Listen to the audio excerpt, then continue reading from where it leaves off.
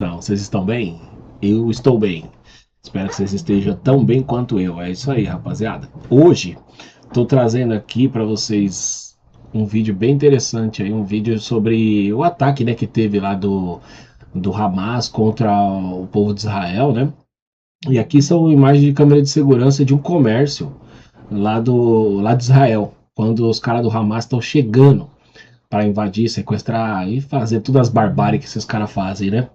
Então vamos acompanhar, vamos ver aí como que foi a atitude desses funcionários aí desse restaurante. Acho que é um mercadinho, parece ser um mercadinho. Vamos ver como que é, né? Como que eles vão reagir a isso, como que eles vão, se é que eles vão conseguir, né? Se proteger, se defender, o que é que eles vão fazer, né?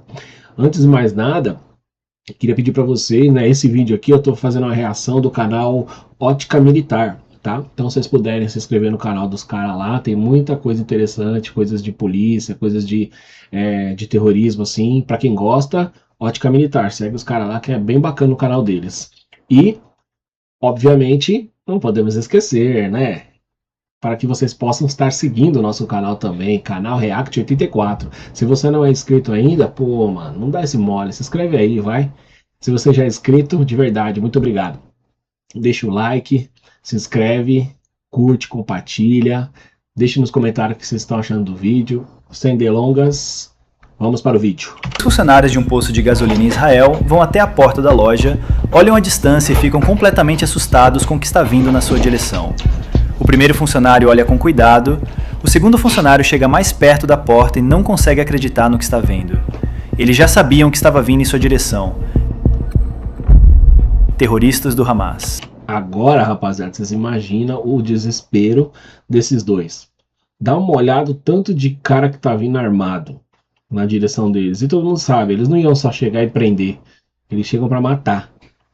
Então, assim, esses caras são pessoas sem coração, pessoas sangue frio.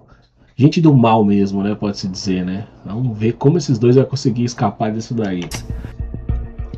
As câmeras de segurança capturam esse momento exato. O segundo funcionário começa a se afastar rapidamente, tentando se preparar para sair dali. Os dois correm para dentro da loja, e os terroristas do Hamas continuam vindo em sua direção, armados até os dentes. Todos indo para aquele posto de gasolina isolado, a poucos quilômetros da fronteira com Gaza. O que vai acontecer no decorrer desse vídeo é impressionante. Continue assistindo que nós vamos explicar cada detalhe aqui no Ótica Militar.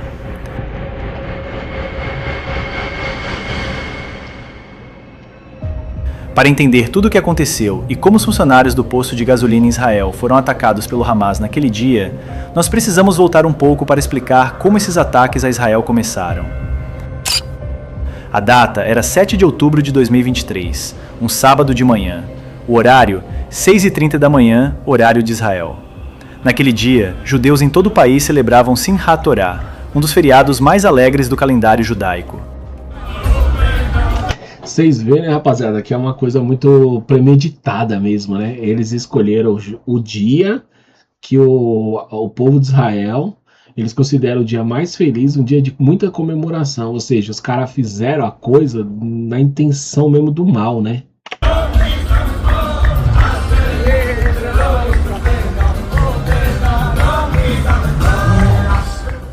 Famílias dormiam tranquilas. Jovens retornavam de uma noite de festa em um festival de música no deserto do Negev. Era um dia que deveria ser de paz e celebração. Mas o Hamas tinha outros planos. Às 6h30 da manhã, o Hamas anunciou o início da operação Dilúvio de Al-Aqsa. E em questão de minutos, entre 3.000 e 5.000 foguetes foram lançados da faixa de Gaza em direção a Israel. Tudo em um período de apenas 20 minutos. Mas os foguetes eram apenas o começo do pesadelo. Enquanto os israelenses corriam para abrigos antiaéreos, pensando que era apenas mais um ataque de foguetes como tantos outros que já haviam enfrentado ao longo dos anos, algo muito pior estava acontecendo. Terroristas do Hamas estavam rompendo a barreira de segurança entre Gaza e Israel em 119 lugares diferentes. Olha. Eles vinham de 3 formas: por terra, em veículos picape armados com metralhadoras, pelo ar, usando parapentes motorizados, e pelo mar, usando pequenas embarcações. Cerca de 6.000 terroristas de Gaza invadiram o território israelense naquela manhã.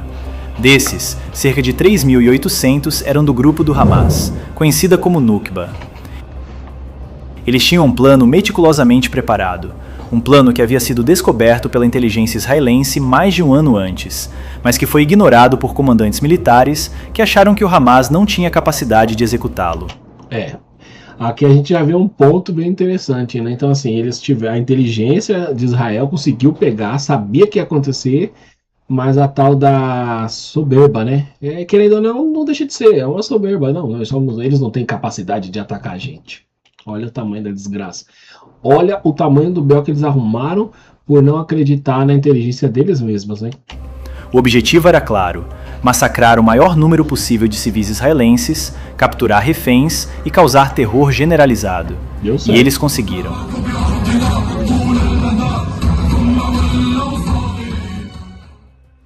Os terroristas invadiram 21 comunidades israelenses, kibbutzim pacíficos como Be'eri, Kfar Azah, Niroz, cidades pequenas como Netiv HaAzará, Sderot e outras. E o festival de música nova, onde cerca de 3.000 jovens celebravam a vida e a música eletrônica no meio do deserto.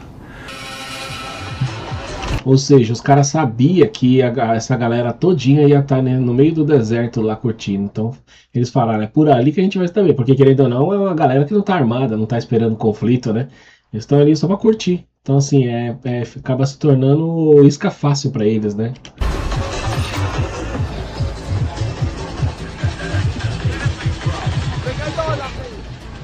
O que aconteceu naquele dia foi o pior ataque terrorista da história de Israel. 1.200 pessoas foram brutalmente assassinadas. Entre elas, 815 eram civis. Famílias inteiras foram mortas em suas casas. Jovens foram massacrados enquanto tentavam fugir do festival. E 251 pessoas foram sequestradas e levadas para Gaza como reféns. Ou seja, os caras só foram para destruir. A ideia é matar mesmo, né? Você vê que eles entraram na casa do pessoal ali e, tipo, entrar numa casa que nem a sua, a minha, assim, 4, 5 pessoas dentro de casa ali, de boa, e mata todo mundo. Só tirou pra ver cair. Fora os sequestrados, né? Que eles sequestraram e ficou anos lá com eles, né? Imagina como que essas pessoas não ficaram. Ou você acha que chegando lá eles vão comer direitinho, vai ter tudo certinho? Não é nada, mano. O ataque pegou Israel completamente de surpresa. As forças de defesa de Israel, uma das mais bem preparadas do mundo, demoraram horas para responder adequadamente. Os terroristas tiveram tempo livre para atacar, matar, sequestrar e saquear. Uma pena. E foi nesse contexto de caos absoluto que algo dramático estava prestes a acontecer em um posto de gasolina próximo à fronteira. O posto de gasolina Yellow ficava no cruzamento de Magen, próximo ao kibbutz Magen, a apenas alguns quilômetros da fronteira com Gaza. Era um posto comum, como tantos outros. Tinha bombas de combustível, uma loja de conveniência, produtos básicos para viajantes. O dono do posto era um homem chamado Morris Atias. Naquele dia 7 de outubro, Morris não estava lá. Ele havia deixado 2 funcionários tomando conta. Bar Narmani, um jovem israelense, e um colega beduíno. A região onde o posto ficava era considerada relativamente segura. Sim, de vez em quando havia alertas de foguetes vindos de Gaza. Mas ataques terrestres? Invasões? Isso era impensável. A barreira de segurança entre Gaza e Israel era considerada impenetrável. Mas naquela manhã de 7 de outubro, tudo mudou. O funcionário do posto, Bar Narmani, estava trabalhando normalmente quando ouviu os primeiros sons de explosões ao longe. Ele ligou a televisão e viu as notícias. O país estava sob ataque massivo do Hamas.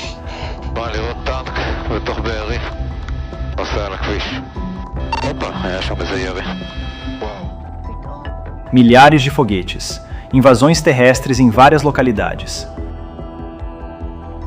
Ele e seu colega olharam um para o outro. Eles sabiam que estavam em perigo. O posto ficava muito próximo da fronteira. Se terroristas estavam invadindo outras comunidades próximas, era questão de tempo até chegarem ali. Ele olha com atenção para a distância. Seu colega se aproxima mais da porta para ver melhor. E então eles percebem. São terroristas do Hamas. Veículos com homens armados na carroçaria. Metralhadoras. Roupas militares. Armas de assalto. Cerca de 20 terroristas estavam convergindo para aquele posto de gasolina. Aí você me fala, como escapar disso, mano? Dá uma olhada. Mais de 20 caras vindo armado. Eu tenho aqui um veículo para dar proteção para eles. Difícil a situação desses dois, hein? Bar e seu colega sabiam que tinham apenas segundos para tomar uma decisão. Eles não podiam fugir pela estrada. Os terroristas atirariam neles. Não podiam correr para o deserto ao redor. Seriam alvos fáceis.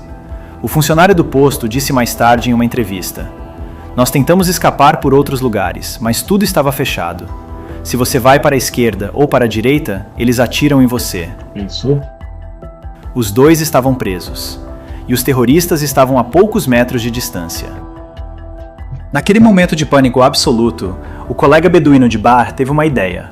Uma ideia que parecia completamente maluca, mas que poderia ser a única chance de sobrevivência que eles tinham.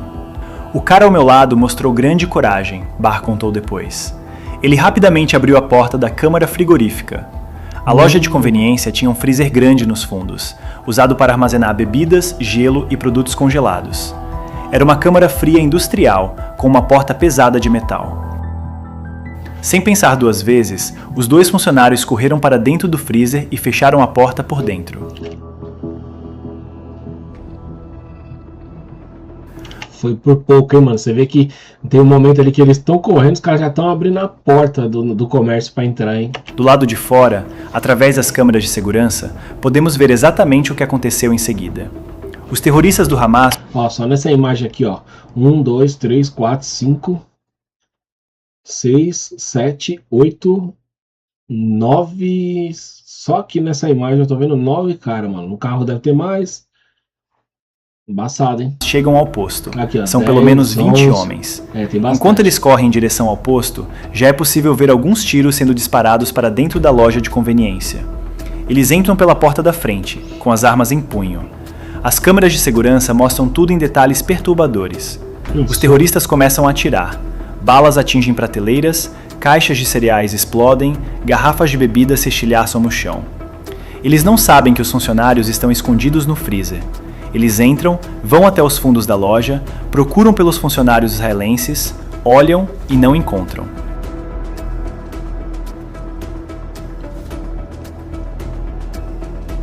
E então eles começam a saquear os produtos da loja. Você vê que nessa imagem aqui, né, se vocês verem, eles vêm aqui, olham lá dentro, mas eles não têm a ideia de ir lá no freezer. Graças a Deus, hein? Olha só, se liga lá. E então eles começam a saquear os produtos da loja. Os vídeos mostram os terroristas pegando produtos das prateleiras, caixas de bebidas, alimentos, qualquer coisa que conseguem carregar. Eles enchem as mãos e voltam para os veículos. Alguns terroristas ficam na loja por minutos, destruindo e levando tudo o que podem. Enquanto isso, dentro do freezer, o funcionário Barnamani e seu colega estão escondidos. A temperatura dentro do freezer é de vários graus abaixo de zero. Eles não têm casacos, mas ainda assim é melhor ficar lá. Têm cobertores. Estão vestindo apenas roupas normais. Mas eles sabem que se saírem, morrerão. Então eles ficam lá dentro, ouvindo os tiros do lado de fora, ouvindo as vozes dos terroristas gritando em árabe. Eu fico imaginando, sabe o que eu fico imaginando, mano? Você tá preso naquele lugar, porque você tá assim, se os caras resolverem ir lá no freezer e abrir, acabou, não tem o que fazer, vão te pegar. Eu fico imaginando a sensação que esses dois caras não sentiram, mano, o pânico, o medo que esses caras não ficaram de estar ali naquela assim, de, mano, os caras vão pegar a gente, eles vão descobrir que a gente tá aqui, ou eles não vão achar que não tem ninguém. Mano, imagina a cabeça desses caras, mano, como não ficou. Ouvindo o som de vidro quebrando, produtos sendo jogados no chão, veículos arrancando. O que Bar e seu colega não sabiam era que aquele posto de gasolina era apenas um dos muitos alvos dos terroristas naquela região. Enquanto eles estavam escondidos no freezer, congelando e rezando para sobreviver, a poucos quilômetros dali, massacres estavam acontecendo. No festival de música que estava acontecendo ali perto, terroristas massacraram mais de 360 jovens. Eles atiraram indiscriminadamente na multidão que tentava fugir. Perseguiram pessoas que se escondiam em abrigos de ônibus. Sequestraram dezenas de jovens e os levaram para Gaza. Lugares ali próximos, famílias inteiras foram assassinadas em suas casas. Na região de Beeri, mais de 100 pessoas foram mortas. Em Kfar Aza, terroristas invadiram casa por casa, matando quem encontravam pela frente. Agora pra quê, né? As forças de defesa de Israel estavam tentando responder, mas estavam completamente sobrecarregadas. Havia dezenas de locais sob ataque simultâneo. Não havia soldados suficientes para proteger todos ao mesmo tempo. E no posto de gasolina, os terroristas do Hamas finalmente terminaram seu saque e partiram. Ele passa fome aqui, você viu? Esse passa fome aqui, ó. Dá uma olhada. Olha, se liga nessa cena, ó. Esse cara, dá uma olhada. Os terroristas do Hamas finalmente terminaram seu saque e partiram. Eles tinham outros alvos, outras vítimas. Mas Bar e seu colega não sabiam disso. Eles permaneceram dentro do freezer, congelando, por horas. Aqui está um fato importante de ressaltar para você assistindo. A temperatura dentro de uma câmara frigorífica pode chegar a menos 18 graus Celsius. O corpo humano, sem proteção adequada, começa a sofrer os efeitos da hipotermia em questão de minutos nessa temperatura. Os sintomas da hipotermia começam com tremores violentos. Depois vem a confusão mental. A pessoa começa a ficar desorientada, a perder a coordenação motora. Os músculos ficam rígidos. A respiração e os batimentos cardíacos diminuem. O funcionário do posto Bar Namani e seu colega ficaram dentro daquele freezer por horas. Eles se abraçaram para compartilhar o calor corporal. Eles se movimentavam constantemente, tentando manter a circulação. Eles conversavam para se manter acordados e alertas. A cada minuto parecia uma eternidade. O funcionário Bar disse depois: "Nós não sabíamos se os terroristas ainda estavam lá fora. Não sabíamos se era seguro sair. Mas também não sabíamos quanto tempo conseguiríamos sobreviver ali dentro." Difícil. Eles tomaram a decisão de esperar, de aguentar o máximo que pudessem, porque sair cedo demais significava morte certa nas mãos dos terroristas, e ficar tempo demais significava morte por hipotermia. Era uma escolha impossível. Enquanto isso, do lado de fora, a batalha continuava. As forças de defesa de Israel finalmente começavam a organizar uma resposta coordenada. Soldados eram enviados para cada comunidade atacada. Helicópteros de combate sobrevoavam a região procurando terroristas. E lentamente, muito lentamente, as forças israelenses começaram a retomar o controle do... É porque, tipo assim, eles falam assim, muito lentamente, né? E as pessoas acreditam que foi demorado a resposta. Assim, tudo bem que houve um erro gravíssimo, né? Quando você tem a sua inteligência falando, olha, vai ter um ataque. E você acaba não acreditando nisso e o ataque acontece. Ok. Mas também, por outro lado, os caras do Hamas eles foram inteligentes, né? Eles atacaram em vários lugares diferentes, né? Então, para você se defender, fica muito difícil mesmo, porque quando você pensa em receber uma notícia que tem um ataque na direita, você vai para a direita e fala, olha, na esquerda também, atrás também, ou seja, fica confuso de você conseguir pegar tudo ao mesmo tempo. Por quê? Porque os caras do Hamas estavam arquitetado, eles estavam cronometrados, eles sabiam para onde ia, como ia, o que ia fazer. E o pessoal de Israel, infelizmente, não sabia para onde ir, ficou perdido. Eu acho que, na verdade, a lentidão ela é normal, por quando você não está esperando um ataque, né? Então é normal que você pega o desprevenido, você vai ter uma reação lenta. Depois de um tempo você se organiza e aí tudo bem, mas no começo, infelizmente, é isso aí mesmo. Território. Passaram-se horas desde que os terroristas haviam saqueado o posto e partido. Mas Bar e seu colega não tinham como saber se era seguro sair. Eles estavam no limite. O frio estava se tornando insuportável. Eles sabiam que se ficassem muito mais tempo, não sobreviveriam. E então, finalmente, eles ouviram vozes do lado de fora.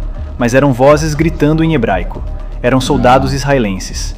As forças de defesa de Israel estavam fazendo uma varredura na região, indo de comunidade em comunidade, de edifício em edifício, verificando se havia vítimas ou sobreviventes. Quando os soldados chegaram ao posto de gasolina do cruzamento de Maguen, encontraram o lugar destruído. Produtos espalhados pelo chão, vidros quebrados, marcas de bala nas paredes, sinais claros de que havia sido atacado. Eles pensaram que não havia ninguém ali. Mas então, ouviram batidas vindas do fundo da loja. Os soldados correram para lá e encontraram a porta do freezer. Quando abriram, Bar Namani e seu colega caíram para fora, tremendo violentamente, com hipotermia, mas vivos. Eles haviam sobrevivido. Contra todas as probabilidades, em um dos dias mais mortais da história de Israel, aqueles 2 funcionários de um posto de gasolina na fronteira conseguiram sobreviver ao ataque do Hamas escondendo-se em um freezer. Mas a história deles é apenas uma entre milhares de histórias de sobrevivência daquele dia terrível. O ataque de 7 de outubro de 2023 mudou Israel para sempre. 1.200 pessoas foram mortas. Famílias inteiras foram destruídas. Comunidades inteiras foram devastadas. 251 pessoas foram sequestradas e levadas para Gaza como reféns. Algumas foram libertadas em negociações posteriores.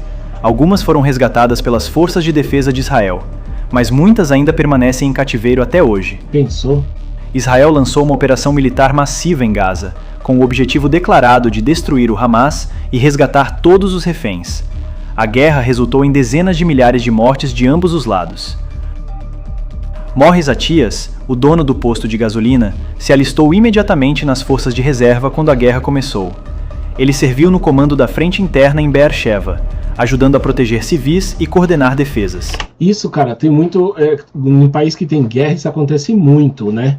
Daquelas pessoas que às vezes nem é do exército, nunca deu um tiro, mas o cara se alista e fala, mano, é pra defender meu país. Eu tô junto, eu vou também, e os caras dão a arma na mão do cara, mano, e vai lá, filho, que se mexer do lado de lá, mata. É bem comum. E quando o cara também é muito patriota, né, mano? Ele fala, não, parei tudo porque eu vou defender meu país. Quando Morris finalmente voltou ao seu posto meses depois, ele encontrou o lugar destruído. As câmeras de segurança mostrando os últimos momentos antes do ataque. Ele reconstruiu o posto, mas as memórias daquele dia permanecem. Assustador, né? Muito. Do posto de gasolina, Bar Narmani sobreviveu fisicamente, mas como tantos outros sobreviventes do 7 de outubro, ele carrega traumas psicológicos profundos. Quem não, né? Ele deu algumas entrevistas contando sua história, esperando que ela sirva de testemunho do que aconteceu naquele dia. E a história dele é importante por vários motivos. Primeiro, porque mostra a brutalidade do ataque do Hamas. Os terroristas não atacaram apenas alvos militares, eles atacaram civis desarmados. Eles atacaram postos de gasolina, festivais de música e casas. Seu objetivo era causar o máximo de morte e destruição possível. Segundo, porque mostra a coragem e o instinto de sobrevivência de pessoas comuns em situações... Olha essa cena, rapaziada, dá uma olhada, ó. Aqui, ó, observa. Observa não, no momento que eles chegarem aqui a porta, eles já estão abrindo a porta. Pode observar, ó. É questão de segundos para eles não terem sido pegos, ó. Ó, olha lá, a porta tá fechando porque eles estavam na porta olhando, mas observa lá. Segundo, porque mostra a coragem e o instinto de sobrevivência. Vocês viram? Caindo umas coisas aqui, tiro, já dando tiro e os caras invadindo. Sobrevivência de pessoas comuns em situações impossíveis. Bar e seu colega não eram soldados. Eram apenas 2 funcionários de um posto de gasolina, trabalhando em um dia normal. Mas quando enfrentaram uma escolha entre a morte certa e uma chance mínima de sobrevivência, eles escolheram lutar por suas vidas. Terceiro, porque nos lembra que por trás de cada estatística, de cada número de vítimas, há histórias humanas reais. 1.200 pessoas mortas não é apenas um número. São 1.200 histórias individuais. 1.200 famílias destruídas. 1.200 vidas que foram brutalmente interrompidas. E finalmente, porque mostra que mesmo nos momentos mais sombrios, mesmo quando tudo parece perdido, a esperança e a vontade de sobreviver podem prevalecer. Bar Narmani e seu colega beduíno sobreviveram àquele dia terrível, escondidos em um freezer por horas, aguentando o frio extremo, sem saber se sairiam vivos. A história deles é uma história de sobrevivência contra todas as probabilidades. É também um testemunho do dia mais sombrio da história recente de Israel.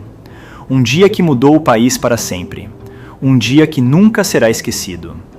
Então, rapaziada, é isso. É assim, vamos lá. Quem acompanhou, acho que não existe alguém que não acompanhou, não ficou sabendo desse ataque. Principalmente desse primeiro ataque do primeiro dia ali, né? Foi uma coisa muito, assim, desumana, né? Foi uma coisa muito ruim mesmo, maldosa. Porque você vê que os caras, eles vieram pelo chão, pelo mar e por terra. Desculpa, eles vieram por terra, pelo mar e pelo ar. Né? Então eles vieram na água, eles vieram por cima, eles vieram de carro por baixo, ou seja, e o primeiro local de ataque deles estava tendo uma rave, era uma festa cheia de adolescentes, tinha mais de 3.000 e poucas pessoas nessa festa, pessoas que estavam ali para se divertir, que estavam ali só para poder curtir mesmo, dançar e ser feliz, não estava armado, não estava pensando em trocar tiro com ninguém. Então quando começam os mísseis a aparecer, pelo que eu também pesquisei, era muito comum de vez em quando o pessoal do Hamas tentar atacar Israel com mísseis, essas coisas, mas eles tinham a proteção antiaérea deles, então o pessoal só se protegia, ia para uns lugares que que era uns containers mesmo, que eles entravam para se esconder, para evitar daqueles mísseis cair e acabar atingindo alguém.